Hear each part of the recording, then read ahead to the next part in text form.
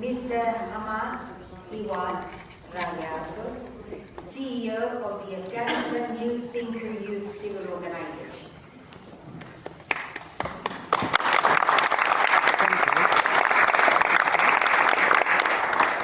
Thank you.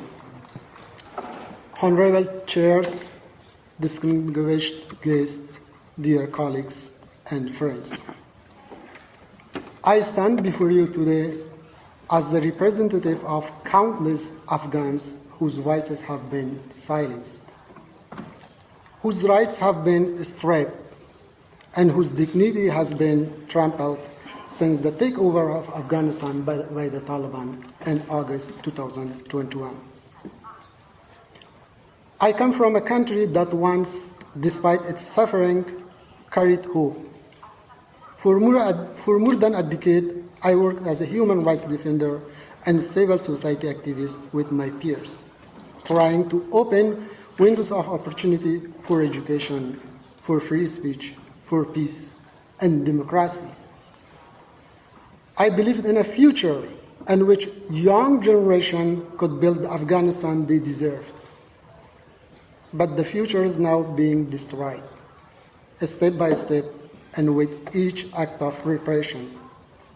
It becomes more difficult to imagine its return. Since 2021, Afghanistan has suffered an almost complete rollback of humanitarian fundamental human rights. The United Nations Assistance Mission in Afghanistan, the Human Rights Watch, and some other observers between August 2021 and November 2025 recorded thousands of casualties, including extrajudicial killings, arbitrary arrests, detentions, and forced disappearances, instances of torture and ill treatment of former government officials, human rights defenders, and civil society activists. Since then, repression has continued and worsened.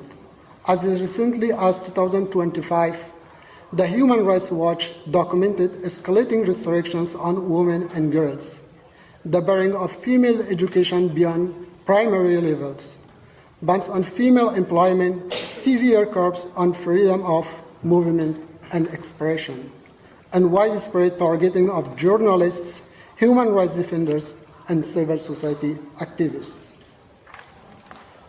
These abuses are not isolated incidents. They reflect the imposition of a regime of fear, silencing, and structural discrimination. The banning of women and girls from education, the closure of employment opportunities for women amounts to what the Human Rights Watch calls gender persecution, and what many survivors call gender apartheid. The story of Afghanistan is not only one of despair, but it's also a story of resistance and resilience and hope.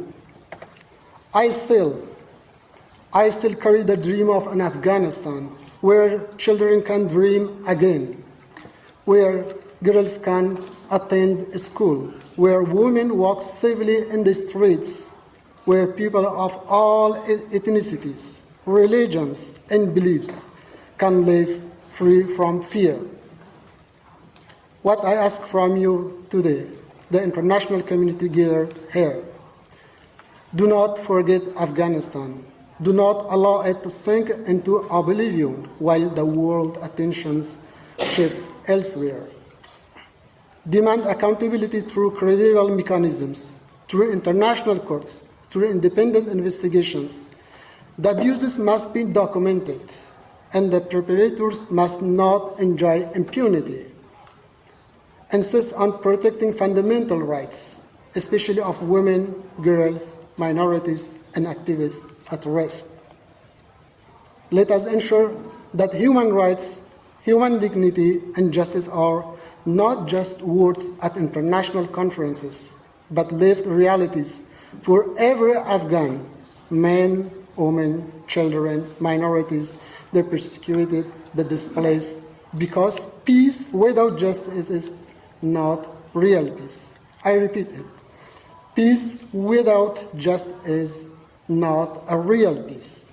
I and many others like me believe in a future for Afghanistan and the entire world, built on respect, equality, human dignity, and hope.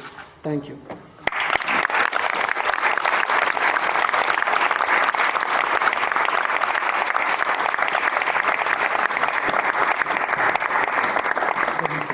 Thank you, Mr. Raya.